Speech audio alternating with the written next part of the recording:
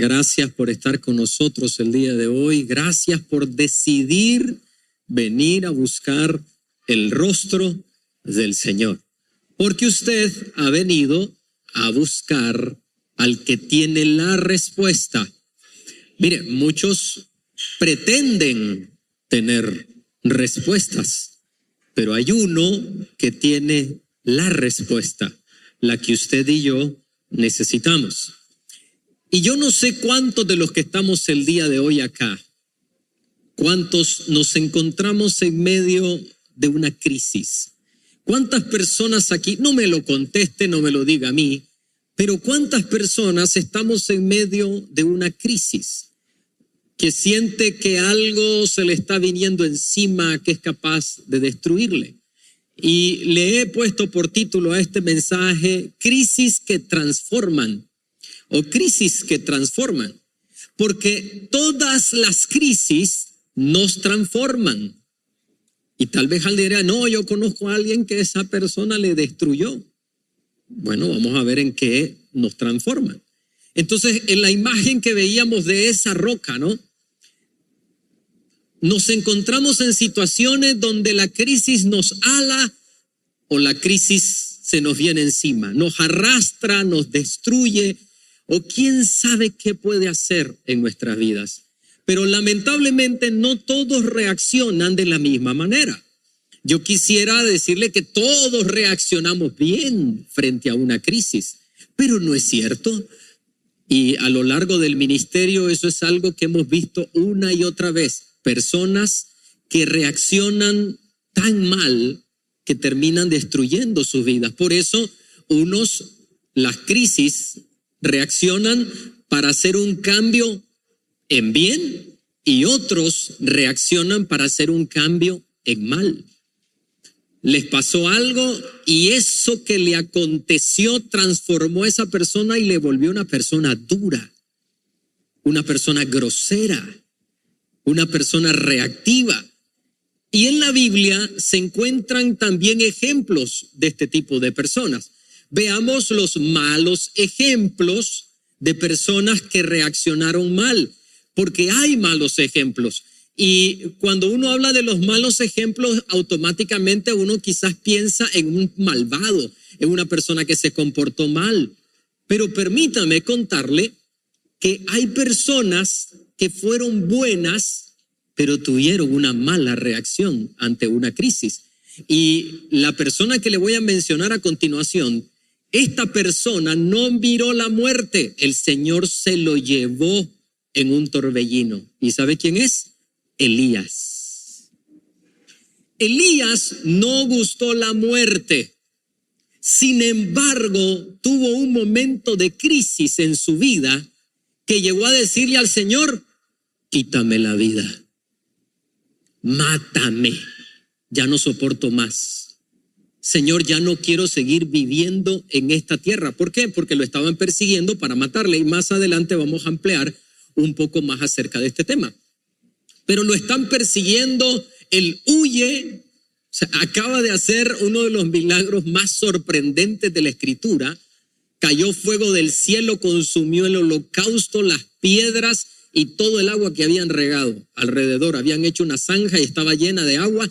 Todo, un milagro delante de todo el pueblo de Israel. Y un par de días después estaba diciéndole, Señor, quítame la vida, porque la reina Jezabel, ¿se acuerda de ese nombre, no? Que lleva el nombre un demonio en honor a ella, o en deshonor, mejor dicho, a ella. Esta mujer lo había amenazado de muerte y salió huyendo, el gran varón de Dios. Para que vea que hasta estos grandes hombres tienen miedo. Cuando alguien me dice, es que yo tengo temor y me siento mal, yo le digo, pero si es normal, no se sienta mal, lo que tenemos que hacer es combatir. Hay que combatir el temor. Sentir temor es normal. Recuerdo a un joven en el grupo de jóvenes, cuando era pastor de jóvenes, se me acerca y me dice, pastor, y cuando usted renunció a su trabajo y vino a servir a la iglesia, ¿a usted no le dio miedo? ¿Qué es lo que normalmente quiere decir un líder? No, ¿cómo cree que me va a dar miedo? Si yo sé a quién le sirvo. Ahora yo soy un siervo del Señor Jesucristo. Eso es lo que normalmente queremos decir. Pero ¿sabe qué le dije? Estaba aterrado. Pero el miedo no nos debe congelar. Tenemos que ser honestos. Si yo le decía que no tenía miedo, estaba mintiendo. La verdad es que sí tenía miedo. Pero porque uno tenga temor en algún momento no es ni que esté en pecado, ni que se va a ir al infierno. No, hay que combatir el temor. Y esa crisis que vino en la vida de Elías, lamentablemente en ese momento no supo lidiar con ella. También le va a sorprender la siguiente persona, es el apóstol Pedro. Pedro, el que había caminado sobre las aguas. Jesús viene caminando sobre las aguas, todos están aterrados. Y hay veces las personas se burlan hacen burla o mofa del apóstol Pedro. Yo he escuchado prédicas donde dice, el cobarde de Pedro, si todos estaban acobardados. ¡Un fantasma! Teníamos un sobrino que no podía decir fantasma, decía fantasma. ¡Un fantasma! Así estaban ellos también. Y Jesús dice, no tengan temor, soy yo. Y dice Pedro, si eres tú, maestro, manda que yo camine sobre las aguas. Ven, dale. Y el hombre empieza a caminar, pero mientras caminaba empezó a ver las olas, el viento, le entró temor y empezó a hundirse. Señor, sálvame. Y llega el maestro y lo levanta porque se estaba ahogando. ¿Por qué dudaste si ya habías empezado a caminar, hombre de poca fe? Y dice que regresaron a la barca. Ahora le voy a hacer una pregunta. ¿Usted cree que Jesús regresó chineando, como decimos los nicas, no? Cargando a tuto a Pedro. Pedro regresó caminando. Regresó con el maestro caminando. Nadie en esta tierra puede decir que caminó sobre las aguas, excepto Jesús y Pedro. Pero ocurre una crisis en su vida. Jesús le dice, ¿me vas a negar? 3 veces. Lo niega, llora amargamente. Y el que había caminado sobre las aguas, ahora regresa una vez más a las aguas, pero ya no a caminar sobre ellas. Regresa a la barca en la cual era su trabajo antes. La crisis que tuvo en ese momento no le mejoró. Regresó al agua, pero a pescar. No regresó a seguir viendo los milagros. Claro, estamos hablando de ese momento, ¿no? Porque ya sabemos lo que luego hace nuestro Señor Jesucristo. Entonces podemos ver acá 2 malos ejemplos de personas que la crisis les cambió la vida, lamentablemente en ese punto en su vida, no para bien. Pero ahora veamos los buenos ejemplos. Y quiero hacer aquí como un contraste. O sea, los buenos hombres, crisis, les hicieron ir para mal, pero malos hombres, increíblemente, las crisis los hicieron ir para bien. Veamos entonces los buenos ejemplos. Le voy a poner el primer ejemplo, es el peor rey de Israel y de Judá. El peor rey de la historia en las Escrituras, su nombre es Manasés. Podríamos pasar horas hablando de lo que este hombre hacía. Agarró dioses ajenos, podridumbre del mundo, dioses asquerosos, y los metió dentro del templo del Señor. Dentro del templo que su papá, su ancestro Salomón había hecho. Colocó unas especies de tiendas donde había una especie de prostitución en el templo. O sea, fue dentro de los peores reyes el peor rey. Pero un día le vino una crisis. Fue apresado y entonces lo agarran, lo encadenan y le hicieron algo que le hacían a los esclavos para que no lograsen escapar. Y le pusieron un garfio, atravesaron, normalmente eso se hacía con un clavo ardiendo, atravesaban la nariz de lado a lado y luego le ponían una argolla. Por eso es ese ejemplo ahí. Encadenado y con una argolla atravesándole la nariz. Pero este hombre tuvo una reacción diferente. Y por eso quiero decirle, más adelante vamos a ampliar la historia de él, que la actitud que nosotros tenemos ante las crisis es la que determina el fracaso o el éxito del resto de su vida. Si usted está atravesando un tiempo de crisis, la actitud que usted tenga frente a esa crisis va a determinar si usted va a fracasar o va a tener éxito el resto de su vida. ¿Sabe por qué? Porque si nosotros no aprobamos la materia, esto es como las clases. ¿Se recuerda cuando uno no aprobaba, los que estuvieron en la universidad, matemática 1? ¿Qué pasaba cuando venía matemática 2? ¿Qué le decían? No la puede llevar porque matemática 1 se la detiene. Entonces, ¿qué tenían que hacer uno? Ir a reparar, a limpiar para poder avanzar. Así tal cual es la vida. Cuando viene una crisis y no sacamos lo mejor, no aprendemos, entonces, ¿qué pasa? Se vuelve un patrón de fracaso y fracaso y fracaso. Una y otra vez. Una y otra vez. Y quiero dejarle esto en el corazón. Usted no puede hacer mucho por lo que pasó antes. ¿Por qué no se lo dice a la persona que está ahí a su lado? Tú no puedes hacer mucho por lo que pasó antes de la crisis que estamos hablando, ¿verdad? Pero sí con lo que pasará después. Si ya vino esta crisis, usted ya básicamente no puede hacer nada, ya está ahí. Pero sí puede hacer en el futuro, de ahora en adelante. Y veamos entonces ahora a personas que lograron entender que no podían cambiar lo que había pasado, pero que podían cambiar lo que estaban viviendo. Y si hay un ejemplo en la Escritura de una persona que fue capaz de cambiar la crisis en la que vivía, en donde él se encontrase, ¿sabe quién es? José. Si usted me pregunta a mí, ¿quién es mi personaje favorito humano? Es José.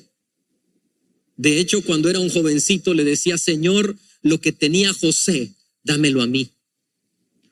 Porque a José le estaban haciendo daño. Él estaba metido en una crisis de esclavitud. ¿Y qué estaba haciendo él? Sirviendo bien. Sirviendo bien. Atendiendo bien. Cualquier crisis que estuviese metido, él estaba haciendo lo correcto. Y vamos a ir ampliando un poco más acerca de esto. Pero ahora quiero que se haga una pregunta. Quiero que nos hagamos, o quiero pedirle, porque qué importa lo que yo quiero, ¿no? Quiero pedirle que nos hagamos una pregunta a los que estamos acá. ¿Cómo le han moldeado las crisis en su vida? Hágase esa pregunta. ¿Cómo le ha moldeado cada crisis que ha venido en su vida? ¿Se ha vuelto una mejor persona o se ha vuelto una peor persona? Es que me la hicieron, me la pagan. Y muchas veces se la hizo alguien y la está pagando otro. ¿Qué ha hecho en su vida? De repente usted viene de un divorcio y entonces ahora en una nueva relación trata a la persona nueva como que si fuera la persona con la que se divorció. Por eso es que uno escucha a hombres decir es que todas las mujeres son iguales.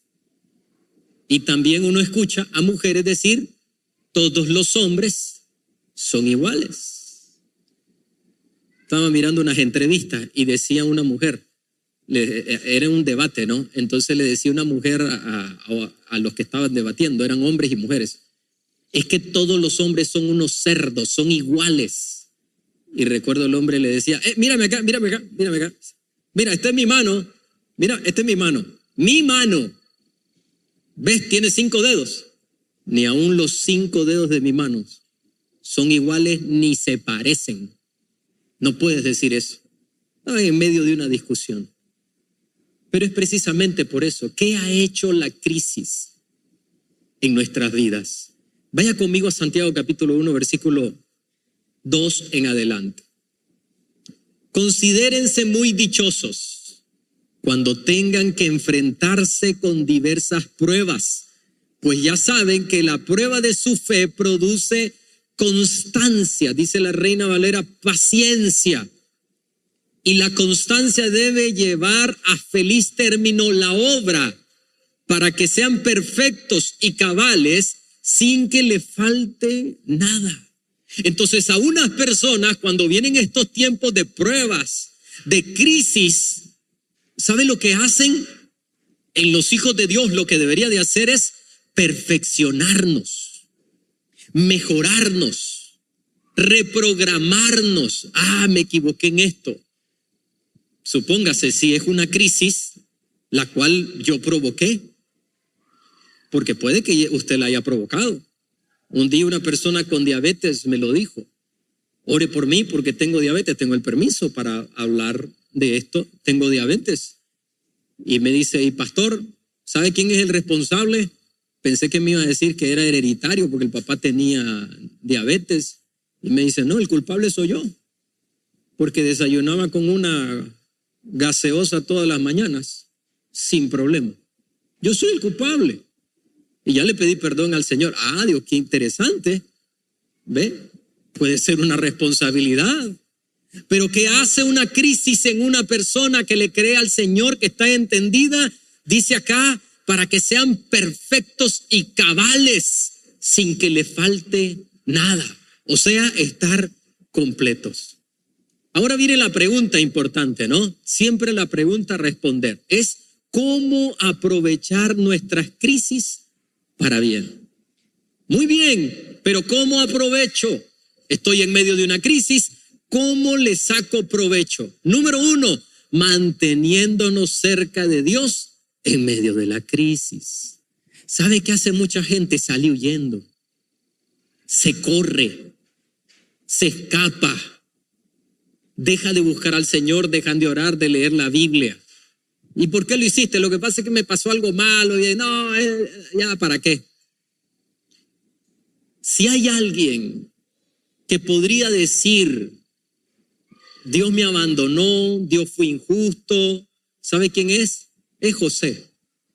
Cuando yo leo la historia de José, yo digo: este hombre podría decir: yo tengo derecho, porque Dios me traicionó. Él me dijo que yo iba a gobernar sobre mi familia. ¿Y a dónde me mandó? A gobernar sobre la esclavitud. Ahí me mandó. Y cuando ya me estaba yendo bien, se aparece esta mujer sinvergüenza. Todo estaba en orden y ahora quiere acostarse conmigo. Yo me niego a acostarme con ella y me acusa de violación. Yo me niego y ahora estoy a punto de ser muerto. Realmente los expertos no saben, no tienen idea cómo fue que le perdonaron la vida a José. No lo entienden. Hay algunos que dicen que lo más probable es que Potifar, que era el amo, el domino, no le creyó a la mujer. Eso es lo que piensan algunos. Pero ese hombre, la pena era la muerte. Era que muriese. Pero no lo matan, lo mandan a la cárcel donde el propio Potifar era el jefe. Entonces uno ve la historia de este hombre y uno dice: ¿por qué no reclamó? ¿Por qué no hizo esto? Mire lo que dice Génesis capítulo 39, versículo 2.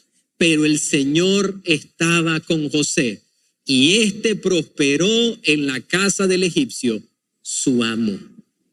¿Por qué José no llegó a estar peleado con Dios? Es simple, porque el Señor estaba con José. Ahora, permítame decirle esto: Dios está con usted. Se lo voy a decir de nuevo.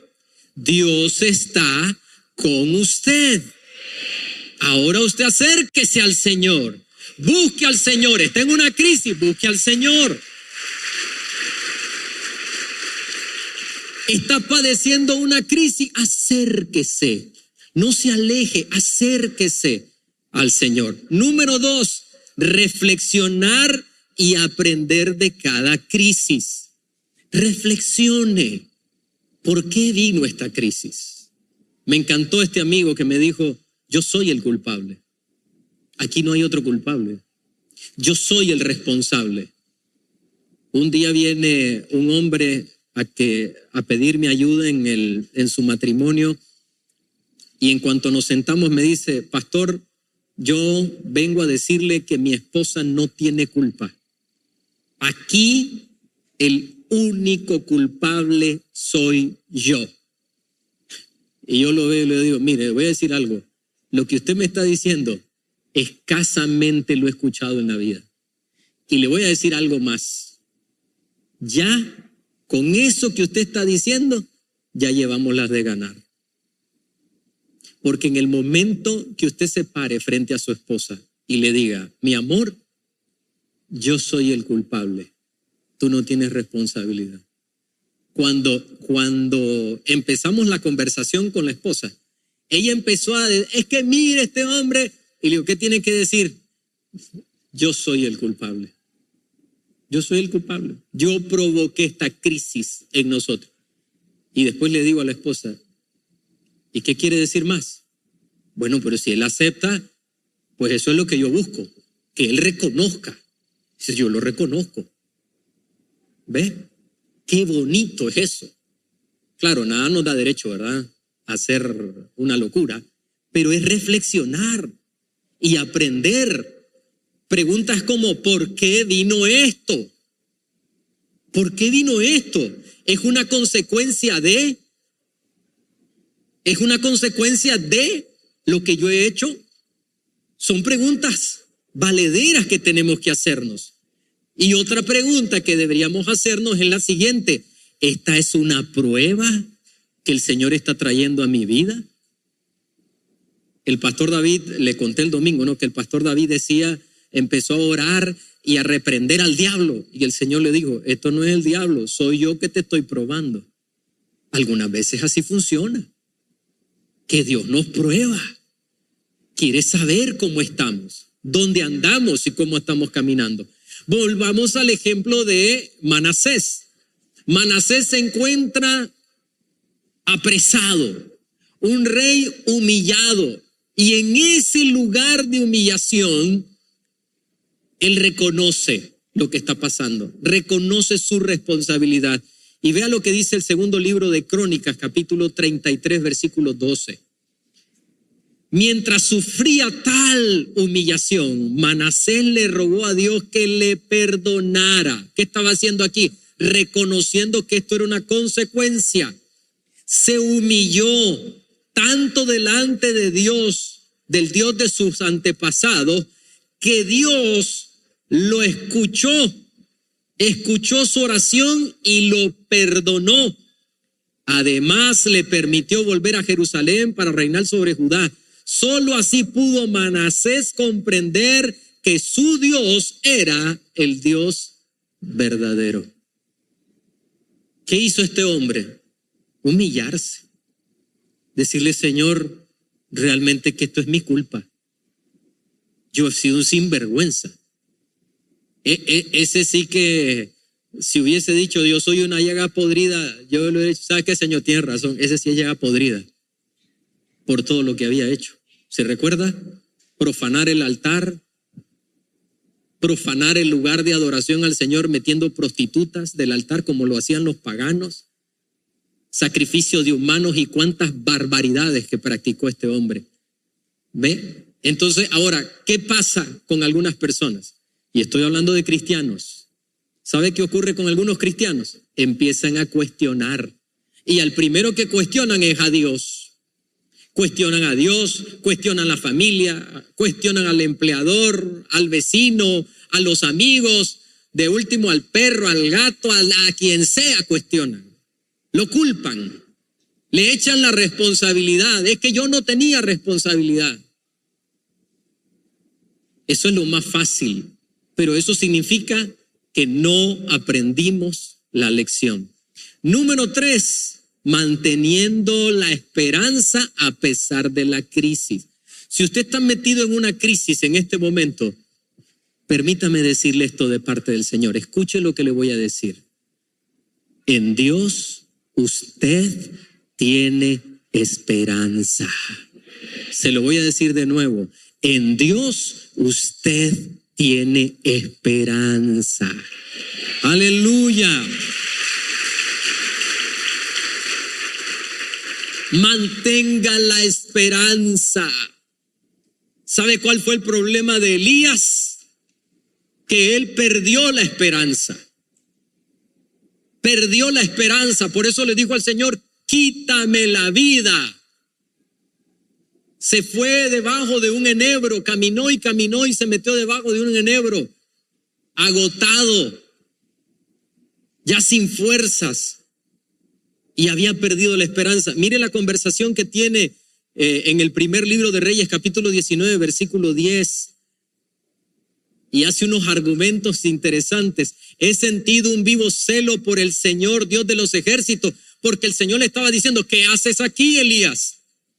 Porque los hijos de Israel han dejado tu pacto, han derribado tus altares y han matado a espada a tus profetas. Y yo solo he quedado y me buscan para quitarme la vida. Solito, yo estoy solito, Señor. ¿Qué es eso? Perdió la esperanza. Si usted continúa leyendo, le dice el Señor, tengo 7,000 rodillas que no se han doblado delante de Baal. Tú no estás solo, deja de estar diciendo eso. Ay, que solo de los profetas yo he quedado. No. También hay otros profetas. Tú no te creas que has quedado solo. Como pasa con algunas personas, ¿no? Solo a mí me pasan estas cosas. Solo yo estoy buscando al Señor y solo a mí me pasa. Eso estaba diciendo Elías. Pero le quiero llevar a otro versículo que habla acerca de la esperanza. Eclesiastés 9:4. Aún hay esperanza para todo aquel que está entre los vivos. Y yo le quiero preguntar, ¿cuántos vivos hay aquí? Parece que no han venido todos. ¿Cuántos estamos vivos? Entonces permítame decirle, hay esperanza para todo aquel que está vivo. Hay esperanza. Así de simple hay esperanza. Y si usted tiene esperanza, la esperanza no le va a avergonzar. Romanos capítulo 5, versículo 5. La esperanza no avergüenza. Usted tiene esperanza, la esperanza no le va a avergonzar. No se equivoque. Cuando estábamos en el hospital con Samuel y nos decían todas las cosas que los doctores con mucho amor, pero en su conocimiento y en su limitación, nos decían la verdad entre comillas. Y me decían, ¿y qué piensa papá?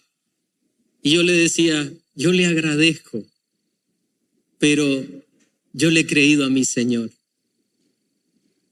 Pero usted tiene que aceptar que su hijo va a ser un vegetal. Gracias, yo sé que usted está haciendo todo lo posible, pero yo sé que tengo un Dios vivo. Ay, ¿no le daba miedo quedar mal? La esperanza no avergüenza.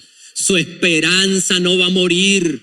Su esperanza no le va a avergonzar. No se equivoque.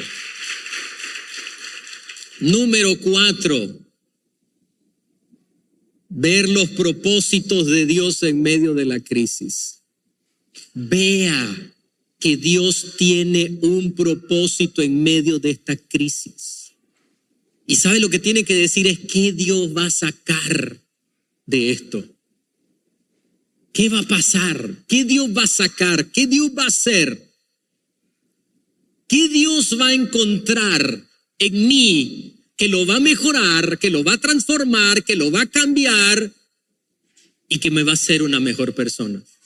Es fácil, yo no le voy a decir que es fácil, pero esto es para aquellos que dicen, realmente yo necesito encontrar que en esta crisis Dios sacará lo mejor. ¿Sabe por qué? Porque los que aman a Dios, todas las cosas le ayudan para bien. Nada se sale de su mano. Nada se escapa de la mano del Señor. Cuando yo llamaba al pastor David y le decía, Pastor David, estoy metido en esta situación.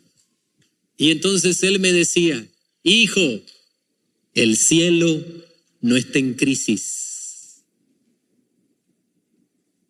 El Señor sigue estando sentado en su trono.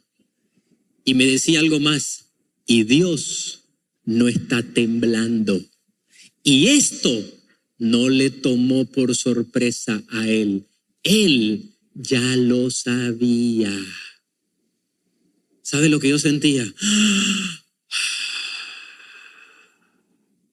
Porque sabía que él iba a sacar lo mejor de esta crisis. Así de simple. Es fácil, no es fácil verlo, pero tenemos que creerlo. Le digo a mi esposa, cuando alguien nos cuente un problema, yo le digo a mi esposa, no, yo te quiero pedir y me quiero pedir a mí, y que le digamos a los pastores, no le digamos a la gente, tenga fe, no se preocupe. Me molesta esa palabra, me molesta, se lo digo con toda honestidad, me molesta cuando escucho a alguien decir, no se preocupe, todo va a estar bien. Y cuando le toca a la persona a ver si no se va a preocupar, entonces me dice mi esposa, ¿y qué le vamos a decir? ¿Sabes lo que vamos a decirle? Vamos a decidir creerle a Dios que esto no será para mal, que va a ser para bien y que Dios va a sacar lo mejor en este momento.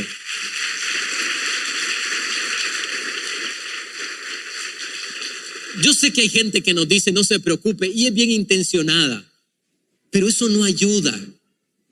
Si usted tiene una persona con un diagnóstico grave y le dicen no se preocupe, ¿cómo no voy a preocupar si es mi hijo, si es mi hermano? Lo que tiene que decirle, sabe que nos vamos a llenar de fe. Y aunque la duda ataque, le vamos a decir, Señor, pero yo te creo a ti.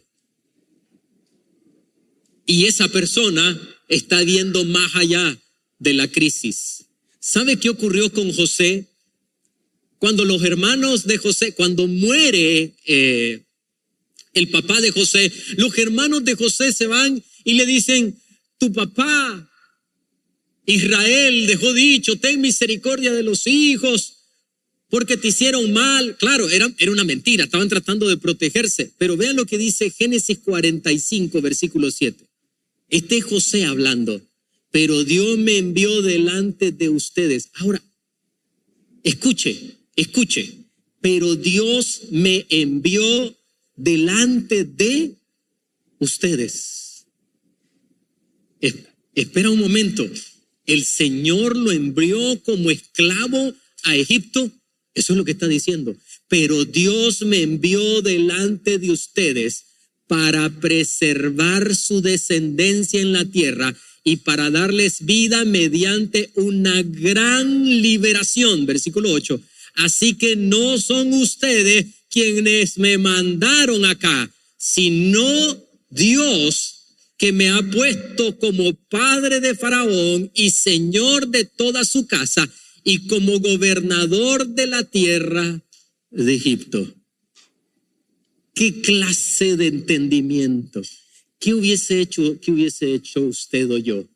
Le voy a decir en mi humanidad que hubiera hecho yo. Ajá, sinvergüenza, ya se murió mi papá. Ahora nos vamos a poner a cuentas ustedes y yo.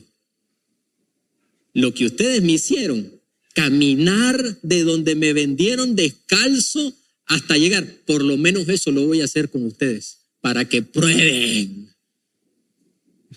¿No haría eso usted? Los voy a mandar por lo menos un mes a limpiar piso. Se van a dedicar a limpiar los pisos de la casa de Potifar. Un mes cada uno. ¿No hubiese hecho algo así usted? ¿Pero qué entendió José? No fueron ellos los que me mandaron. Fue mi Señor, fue Dios el que me mandó. Mire, qué interesante cuando alguien tiene una visión así. Fíjese que una vez, en algo tan sencillo, salimos fuera del país y nuestro grupo de discipulado, me dice mi esposa, yo quiero llevarles unos pendientes a cada una de ellas. ¿Te parece? Le dije, sí, dale, amor. Entonces fue, no sabía así que pendientes eran, pero cuando ya los lleva, bellos. Y entonces, y le digo, ¿cómo los vas a repartir? No, yo los voy a poner ahí, que cada quien escoja el que quieran. Entonces mi esposa los lleva y llegaron todas excepto una. Entonces todas agarraron el mejor pendiente, el que más le gustó, todas agarraron.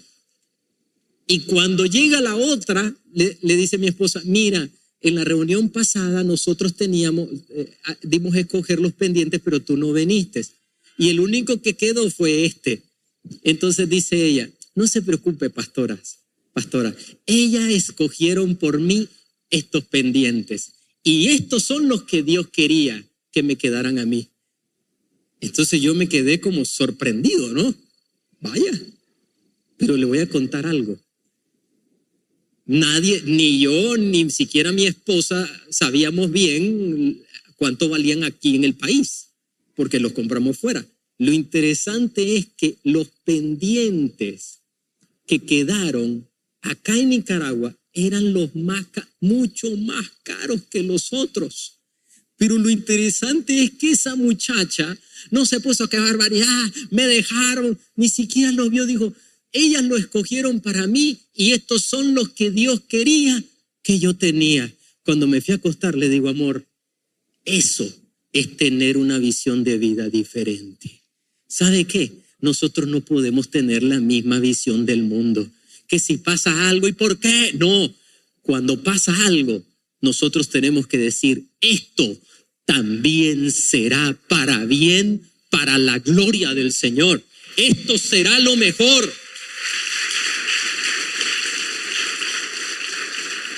Y la próxima vez, ya sea que usted esté enfrentando una crisis o que le venga una crisis, usted no va a ver como esa roca que le va a pasar encima, que le va a destruir. Usted lo va a ver y va a decir, yo sé que Dios va a sacar lo mejor para mi vida. Que sus crisis le transformen, pero para bien. ¿Por qué no le dice a la persona que está a su lado que tus crisis te transformen para bien, para la gloria del Señor? Dígaselo, para la gloria del Señor. Aleluya, aleluya.